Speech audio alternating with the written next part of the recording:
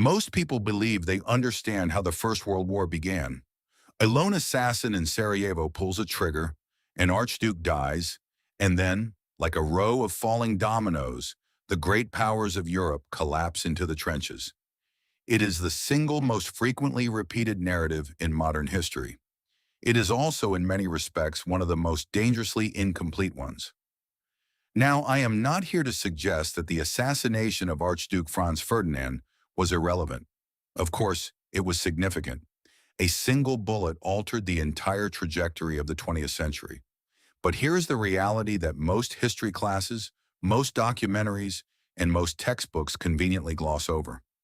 That bullet struck a world that was already drenched in gasoline. The question that truly matters is not who struck the match, it is who spent the previous 40 years pouring the fuel.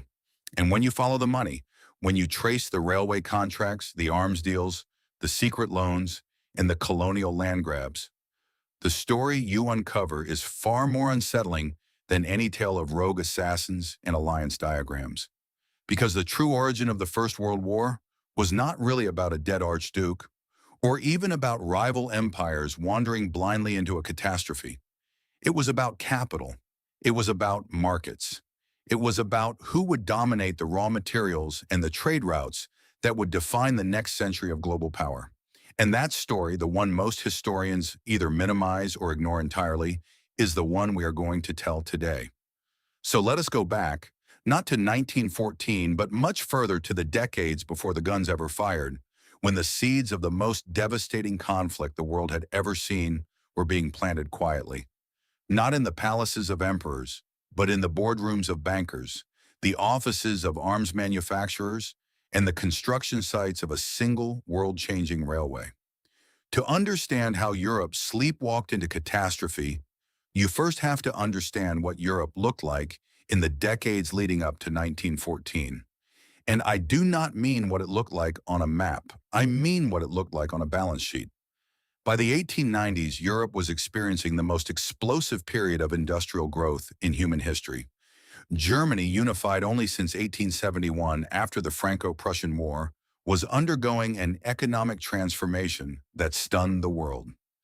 In the span of a single generation, Germany went from a loose collection of agricultural states to the continent's industrial powerhouse.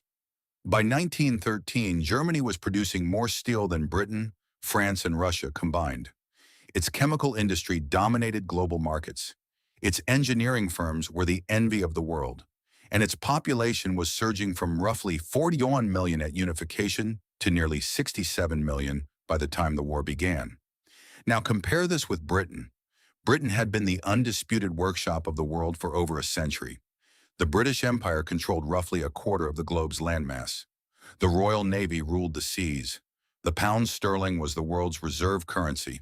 The City of London was the nerve center of global finance. But Britain's industrial lead was slipping. In 1870, Britain produced nearly a third of the world's manufactured goods. By 1913, that share had dropped to around 14%. Germany, meanwhile, had surged to roughly 15%.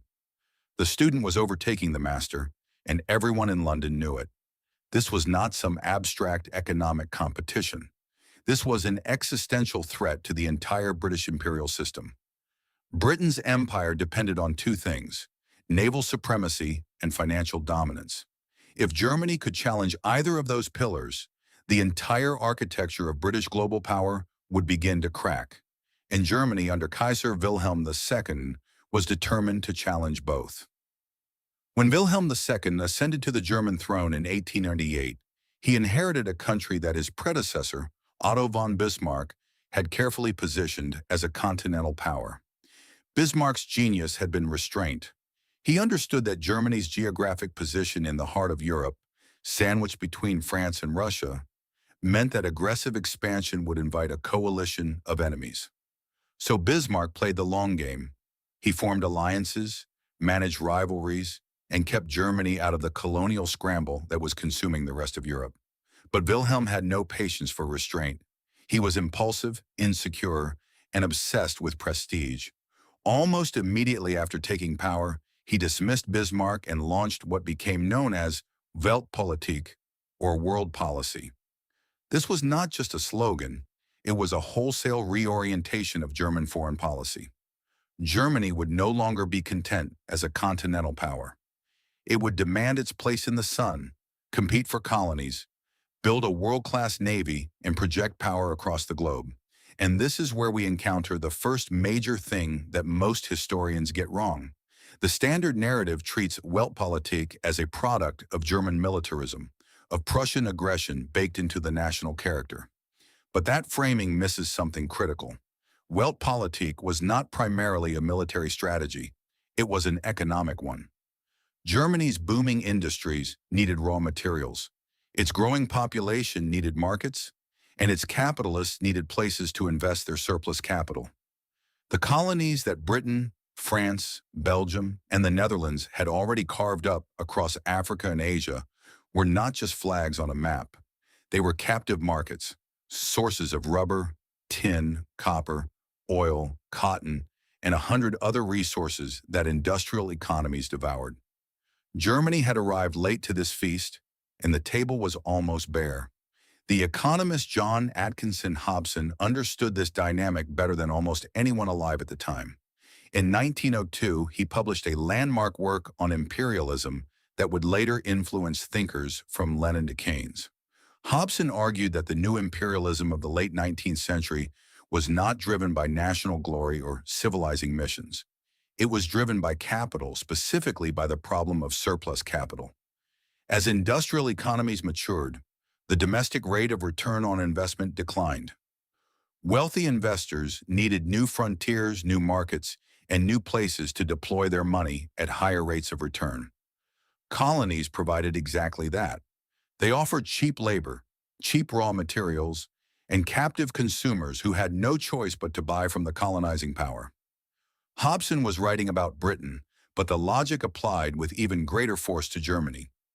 German banks, particularly the so-called 4D banks, Deutsche Bank, Dresdner Bank, Diskonto Gesellschaft, and Darmstädter Bank, were sitting on enormous pools of capital that needed somewhere to go. And the most ambitious outlet for that capital was a project so audacious, so geopolitically explosive, that it alone could have started a world war. That project was the Berlin to Baghdad Railway. Now, if you have only ever heard one cause of the First World War discussed in school, it was probably the alliance system. If you heard two, you might have also learned about the naval arms race. But the Berlin to Baghdad Railway, one of the most consequential infrastructure projects in modern history, rarely gets the attention it deserves. And that is a deliberate omission, because this railway reveals something uncomfortable about the origins of the war. It reveals that the conflict was not just about national pride or defensive alliances. It was about oil, trade routes, and the future of global empire. The story begins in 1888, the same year Wilhelm II took the throne. A German consortium, led by Deutsche Bank, secured a concession from the Ottoman Empire to build a railway connecting Istanbul to Ankara. This was modest enough, a commercial venture to link the Ottoman capital to the Anatolian interior. But from the beginning, the real vision was far grander. The plan was to extend the railway all the way from Berlin, through the Balkans, across Anatolia, and down through Mesopotamia to Baghdad, and eventually to the port of Basra on the Persian Gulf. Think about what this would mean: a single unbroken railway line connecting the heart of industrial Germany to the Persian Gulf. It would bypass the Suez Canal entirely, a canal that Britain had secured control over in 1875, when Prime Minister Benjamin Disraeli, with financing from the Rothschild banking family, purchased the Egyptian government's shares. It would give Germany direct overland access to the markets of the Middle East, and critically, to the oil fields of Mesopotamia, which were just beginning to be explored. And this is where oil enters the story in a way that most historical accounts of the First World War completely ignore. In 1908, oil was discovered at Masjid-i-Suleiman in Persia, in what is now modern-day Iran. This was one of the first major petroleum strikes in the Middle East, and it sent shockwaves through every capital in Europe. The British, who had already been transitioning the Royal Navy from coal to oil under the direction of First Lord of the Admiralty Winston Churchill, immediately recognized the strategic implications. Whoever controlled Middle Eastern oil would control the fuel that powered modern navies, modern armies, and modern industry. The Anglo-Persian Oil Company was formed in 1909, with the British government eventually taking a controlling stake in 1914, just weeks before the war began. But the oil in Mesopotamia, in the regions around Mosul and Kirkuk, was still up for grabs, and the Berlin to Baghdad Railway, if completed, would place Germany in a position to dominate access to those reserves. Britain viewed this as a direct threat to the Royal Navy's fuel supply, to the Suez Canal's strategic monopoly, and to the entire British position in the Middle East and India. The British were not the only ones alarmed. Russia saw the railway as a German knife pointed at its soft underbelly, the Caucasus and Central Asia. France, which had its own financial interests in the Ottoman Empire and extensive investments in Russian railways and government bonds, saw it as a threat to the delicate balance of power. In fact, by 1914, French investors held approximately 20 billion francs in Russian government bonds, making France the single largest creditor to the Russian state.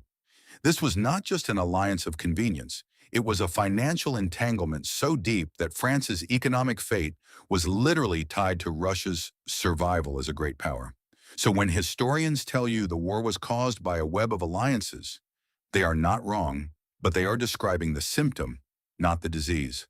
Those alliances were not abstract diplomatic agreements. They were underwritten by billions in loans, investments, and trade agreements. The Triple Entente between Britain, France, and Russia was as much a financial bloc as a military one. And the Triple Alliance between Germany, Austria, Hungary, and Italy was an attempt by the Central Powers to create their own economic sphere that could compete with the enormous financial resources of the Entente. Now let us talk about something else that the conventional narrative gets badly wrong: the arms race.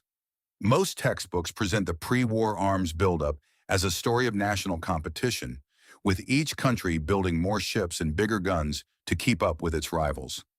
And that is true as far as it goes. But it leaves out the most important characters in the story: the private arms manufacturers who were making fortunes selling weapons to every side. The 25 years before 1914 were what those in the arms industry call a classical period of expansion. And at the center of this expansion were a handful of enormously powerful companies. In Britain, there was Vickers Sons and Maxim and Armstrong Whitworth. In Germany, there was Krupp, the single largest arms manufacturer in the world. In France, there was Schneider Creusot. And here is the part that should make you deeply uncomfortable. These companies did not just sell weapons to their own governments, they sold to everyone. Krupp, the pride of German industry, supplied artillery to Belgium, the Netherlands, Romania, the Ottoman Empire, and even Russia. Vickers, Britain's premier arms maker, sold warships and weapons to Japan, Brazil, Turkey, and several nations that would end up fighting against Britain. Armstrong Whitworth built warships for the Japanese Navy that were later used in the Russo-Japanese War of 1904 to 1905, a conflict that reshaped the balance of power in Asia and directly contributed to the instability that led to the First World War. These were not rogue transactions. They were conducted with the full knowledge and often the active encouragement of their respective governments. The arms trade was one of the most profitable industries in the world, and the companies involved had enormous political influence. Krupp's relationship with the German government was so intimate that the company was essentially a shadow arm of the state. Friedrich Alfred Krupp, who ran the company until his death in 1902, was a personal friend of Kaiser Wilhelm II. The Kaiser attended Krupp's funeral and delivered the eulogy, and the arms race itself had a self-reinforcing logic that the manufacturers exploited brilliantly. When Britain launched the HMS Dreadnought in 1906, a revolutionary new class of battleship that made every existing warship obsolete overnight, it triggered a frenzy of naval construction across Europe. Germany responded with its own Dreadnought program. France, Russia, Italy, Austria, Hungary, and even smaller nations like Greece and the Ottoman Empire all scrambled to build or buy their own dreadnoughts.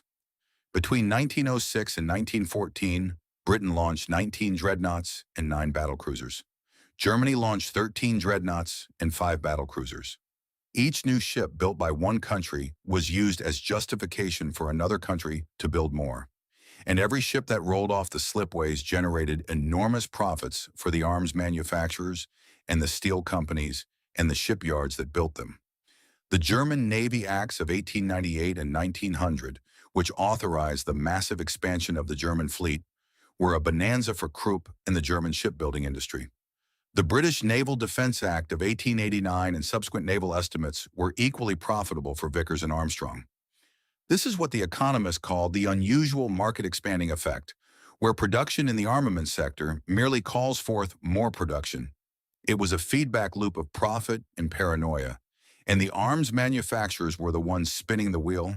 But the arms race was not just about navies. On land, the armies of the great powers were growing at a staggering rate. In 1870, the German army had a peacetime strength of roughly 400,000 men. By 1913, it had grown to over 800,000, with the capacity to mobilize nearly 4 million in wartime. France, with a smaller population, maintained an army of roughly 750,000. Russia, the colossus of the East, had a peacetime army of nearly 1.4 million, the largest standing army in the world. And these armies were being equipped with weapons of unprecedented destructive power. The machine gun, which could fire several hundred rounds per minute, had been refined into a devastating instrument of mass killing.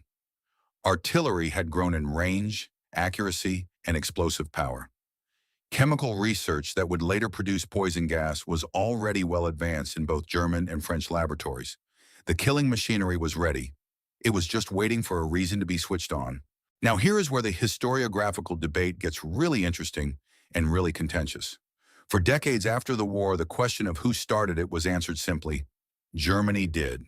This was the position of the victorious Allies enshrined in Article 231 of the Treaty of Versailles, the infamous war guilt clause that forced Germany to accept sole responsibility for the conflict and to pay crippling reparations. The logic was straightforward. Germany had given Austria-Hungary the so-called blank check of unconditional support after the assassination.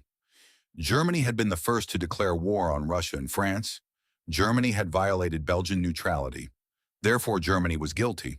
But in the 1920s and 1930s, a wave of revisionist historians, many of them funded by the German government, began to challenge this narrative. They pointed to Russia's early mobilization, France's desire for revenge after the humiliation of 1871, and Britain's failure to clearly signal that it would intervene. They argued that the war was an accident, a catastrophic failure of diplomacy in which all the great powers shared blame equally. As former British Prime Minister David Lloyd George famously put it, Europe somehow slithered into the boiling cauldron of war. This revisionist view became the dominant narrative for decades. It was comfortable. It absolved everyone of primary guilt. It turned the war into a tragedy without villains, a terrible mistake rather than a calculated act.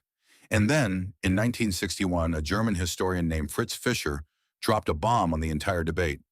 Fischer, a professor at the University of Hamburg, published a book that would become one of the most controversial works of historical scholarship of the 20th century. The German title translates roughly as Reaching for World Power, and its argument was explosive. Drawing on previously unseen documents from the German archives, Fischer argued that Germany had not stumbled into war. Germany had deliberately provoked it. Fischer's key piece of evidence was the so-called September Program, a memorandum drafted by German Chancellor Theobald von Bethmann-Hollweg on September 9, 1914, just weeks after the war began. The September Program laid out Germany's war aims in breathtaking detail. It called for the annexation of Luxembourg and parts of Belgium and France. It demanded the creation of a vast customs union under German control, a kind of proto-European union dominated by Berlin. It called for the seizure of French colonies in Africa and the establishment of a continuous German colonial empire across the center of the continent. And it demanded that France be weakened to the point where it could never again rise as a great power. Fischer argued that these were not improvised goals, hastily drafted in the excitement of early military victories. He said they were the logical culmination of decades of expansionist thinking in German political, military, and industrial circles.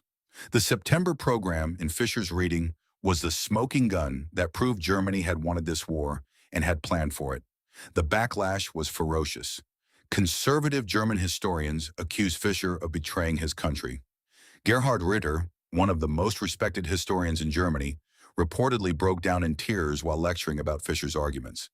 The German government actually tried to prevent Fisher from traveling to the United States to present his findings, but Fisher's work could not be suppressed.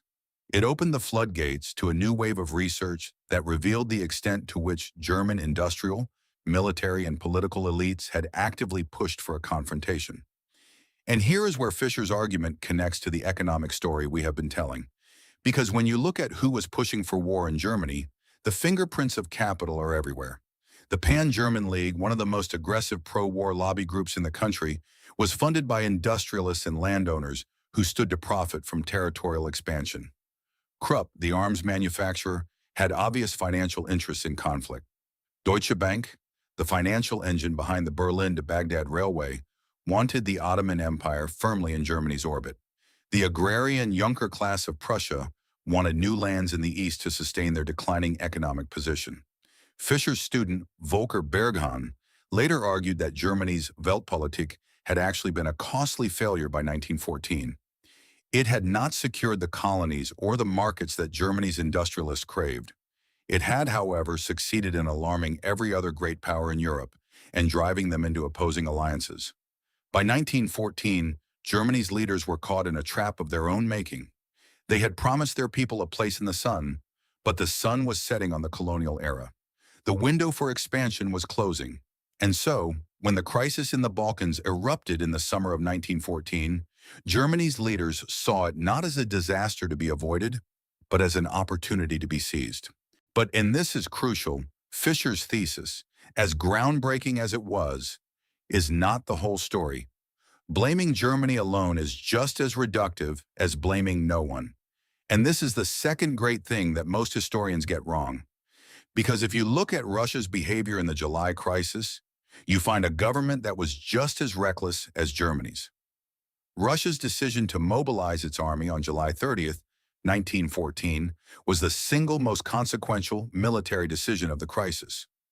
Russian mobilization meant that Germany faced the nightmare scenario that its military planners had been dreading for decades: a two-front war against France and Russia simultaneously. And Russia's generals knew this. They knew that mobilization would force Germany's hand because Germany's only war plan, the Schlieffen Plan, required a rapid strike against France through Belgium before turning east to face Russia. Russian mobilization made German mobilization inevitable, and German mobilization through Belgium made British intervention inevitable. Why did Russia mobilize? Partly out of solidarity with Serbia, partly out of fear that Austria-Hungary would destroy the last independent Slavic state in the Balkans, but also, and this is less often discussed, because Russia's military spending had been growing rapidly, funded in large part by those 20 billion francs in French loans. Russia was in the middle of a massive military modernization program that was scheduled to be complete by 1917. Germany's generals were acutely aware of this. They believed with some justification that if they waited until 1917, Russia would be too strong to defeat. This was the logic of preventive war. Strike now while you still can, before the balance of power shifts irrevocably against you. And then there is France. The conventional narrative presents France as a reluctant participant, dragged into the war by its alliance with Russia. But France's behavior in the July crisis tells a different story. French President Raymond Poincaré, who visited St. Petersburg in late July 1914, appears to have actively encouraged Russia to stand firm against Austria-Hungary. France's military establishment had been planning for a war of revenge against Germany since the humiliation of 1871, when Germany had annexed the provinces of Alsace and Lorraine. French war plans, particularly Plan 17, were aggressively offensive, calling for an immediate invasion of German territory. France did not stumble into the war. France had been preparing for it psychologically and militarily for 43 years. And Britain, the supposed defender of Belgian neutrality, the reluctant warrior who only entered the war to uphold international law, Britain's decision to enter the war was not primarily about Belgium. It was about the balance of power. A German victory over France and Russia would have created a single dominant power on the continent, controlling the Channel ports, dominating European trade, and possessing a navy that could challenge British supremacy. Britain went to war because a German-dominated Europe was incompatible with British imperial and financial interests. Sir Edward Grey, the British Foreign Secretary, understood this clearly. But he also understood that the British public and the British Parliament would not support a war fought openly for commercial and imperial reasons. Belgium provided the moral justification that Grey needed to bring a divided cabinet and a skeptical public into the war. The violation of Belgian neutrality was real, and it was a genuine outrage. But it was also, in the cold calculus of geopolitics, extraordinarily convenient. So here we arrive at the uncomfortable truth that the conventional narratives, whether they blame Germany or blame everyone equally, both managed to obscure. The First World War was not an accident, it was not a miscalculation, and it was not the work of a single villain.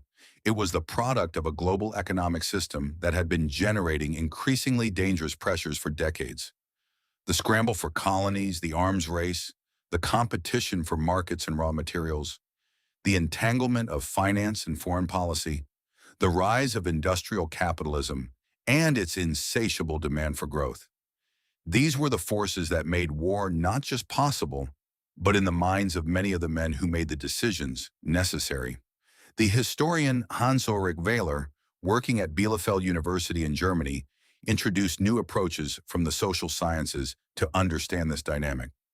He argued that domestic politics in the great powers was essentially a struggle between different economic and social groups, and that foreign policy was an extension of those domestic conflicts. Germany's aggressive foreign policy, in Wehler's analysis, was driven by the need to manage internal tensions between the rising industrial bourgeoisie, the declining agrarian aristocracy, and the increasingly restless working class. War served as a safety valve, a way to channel domestic discontent outward and unite a fractured society against a common enemy. This was not unique to Germany. Every great power in Europe was dealing with similar internal pressures. Britain faced the Irish question, labor unrest, and the suffragette movement. France was torn by the Dreyfus Affair and deep divisions between left and right.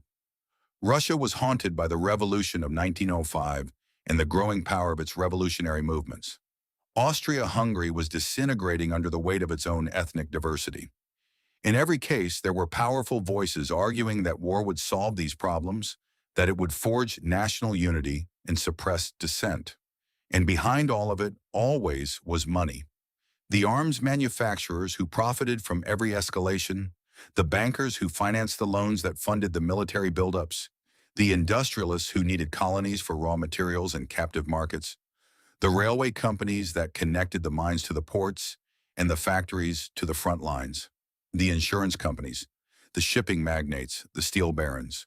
The war was not fought for them exactly, but it was fought in a world that they had built, a world where economic competition between great powers was understood as a zero-sum game, where one nation's gain was another's loss, and where the ultimate arbiter of economic disputes was military force. The Australian historian Christopher Clark, in his landmark 2012 work called The Sleepwalkers, tried to move beyond the blame game entirely. Clark argued that the war was not caused by any single nation or any single decision. It was the product of a shared political culture in which statesmen across Europe made decisions based on incomplete information, mutual misunderstandings, and catastrophic miscalculations. They were, in Clark's evocative phrase, sleepwalkers, stumbling toward the abyss with their eyes half closed. Clark's argument is compelling, but it has been criticized for going too far in the other direction, for turning the war into something that just happened without anyone really being responsible. The German historian Annika Mombauer has argued that Clark's framing leads to a problematic relativization of responsibility, one that obscures the conscious and deliberate decisions made in Berlin and Vienna to pursue war rather than diplomacy. And this brings us to what I think is the most important lesson of the whole debate. The truth about the First World War is not a single clean narrative. It is layered, contradictory, and deeply uncomfortable. Germany bears significant responsibility for the war, more than any other single power. The evidence for this is overwhelming, but Germany did not act in a vacuum. It acted within a global system that incentivized competition, rewarded aggression, and made war the logical extension of economic policy. The men who made the decisions in the summer of 1914 were not irrational. They were not stupid. They were acting rationally within a system that had been constructed over decades by the interaction of industrial capitalism, imperial competition, and great power politics. The tragedy is not that they were blind. The tragedy is that they could see perfectly well what they were doing, and they did it anyway because within the logic of the system, it made sense. When the guns finally fell silent on November 11, 1918, the world that emerged was unrecognizable. Four empires, the German, Austro-Hungarian, Russian, and Ottoman, had been destroyed. Nearly 20 million people were dead, soldiers and civilians. Another 21 million were wounded. The economic cost was staggering. Britain alone spent approximately $35 billion on the war, a sum that would take decades to repay, and that fundamentally altered Britain's position in the global financial system. France lost approximately 10% of its active male population. Germany was saddled with reparations that would poison European politics for a generation and help create the conditions for an even more devastating conflict just 20 years later. And the arms manufacturers? They did fine. Krupp survived. Vickers survived. The banks survived. The systems that had created the conditions for the war were not dismantled. They were merely restructured, rebranded, and set loose to create the next catastrophe. The true origin of the First World War is not a story about a single bullet in Sarajevo. It is not a story about alliance systems and mobilization timetables. It is a story about what happens when economic competition between great powers is allowed to escalate without restraint, when the interests of capital become indistinguishable from the interests of the state, when the machinery of war becomes so profitable that peace becomes the enemy of progress. It is a story that did not end in 1918. It continued through the 20s and 30s, through the Second World War, through the Cold War, and it continues today in different forms, in different theaters, but with the same underlying logic. The next time someone tells you the First World War was started by an assassination in Sarajevo, remember this: the assassination was real, the alliances were real, the mobilization timetables were real. But none of those things explain why 65 million men were mobilized to fight a war that none of them wanted. To understand that, you have to follow the money. You have to look at who profited, who invested, who built the weapons, who financed the railways, who carved up the colonies, and who decided that the only way to settle the question of who would dominate the 20th century was to drown a generation in blood. That is what most historians get wrong. Not the facts, the emphasis. They tell you the what and the how, but they rarely tell you the why. And the why, as always, is money. If this story changed the way you look at the hidden forces that drive global conflict, please subscribe to our channel and hit the like button. We are dedicated to unearthing the history that they have tried to bury. Join us as we continue to explore the truth behind the headlines. Let's plant the seeds for a more informed future together. The next treasure of history will be revealed very soon.